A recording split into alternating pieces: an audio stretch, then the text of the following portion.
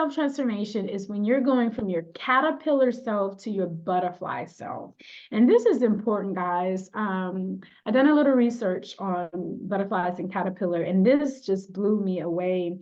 And it has so much meaning in so many ways that is incredible. But basically, the caterpillar DNA, 1 to 2 caterpillars out of 100 will make it to the butterfly stage. So only 10% of caterpillars actually make it to the butterfly stage, which tells me that everybody is not gonna make it to self-mastery. Maybe not this lifetime, right? That's why they come back. So all caterpillars don't turn into butterflies. Actually, only about 10% make it, all right?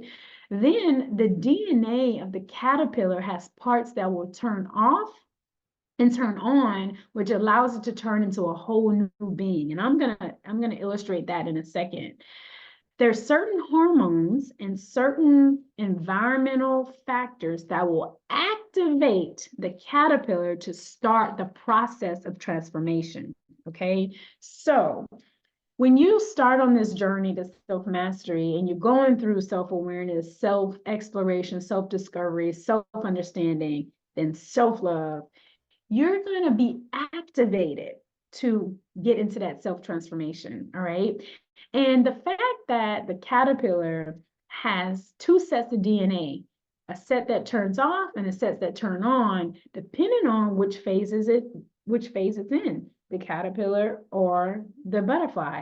So when I talk about the difference between transformation and change, I really want this to stick with you guys, because change is not becoming a whole new being. Change is just modifying my habits and my behaviors right now to reach a goal that I'm probably going to go back and do the same thing in about 30 days or so. Self-transformation, you become a whole new being. You're no longer that other person. Like literally, your DNA some DNA has been turned off and some DNA has actually been turned on. All right. Let me illustrate that right here for you guys. So as you can see here in the caterpillar picture, here is DNA activation and instructions, all right? You see on this side, it says caterpillar instructions, moth instructions. As long as this caterpillar is a worm and walking on the earth and, eating up all the leaves and getting fat and all that, it's in this caterpillar instruction, okay? Then the butterfly instructions get turned on, all right?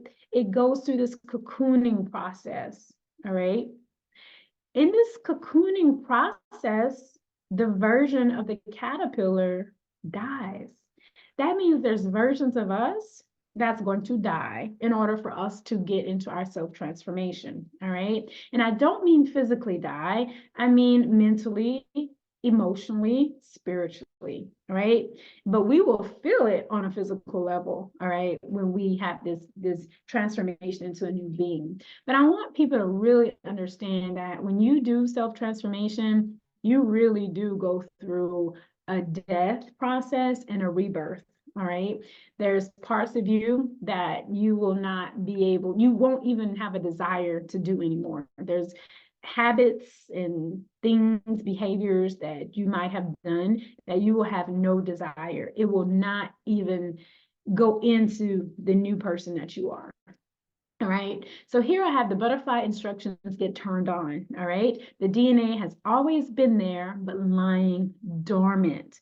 So there's versions of you that is there, but the DNA is dormant, right?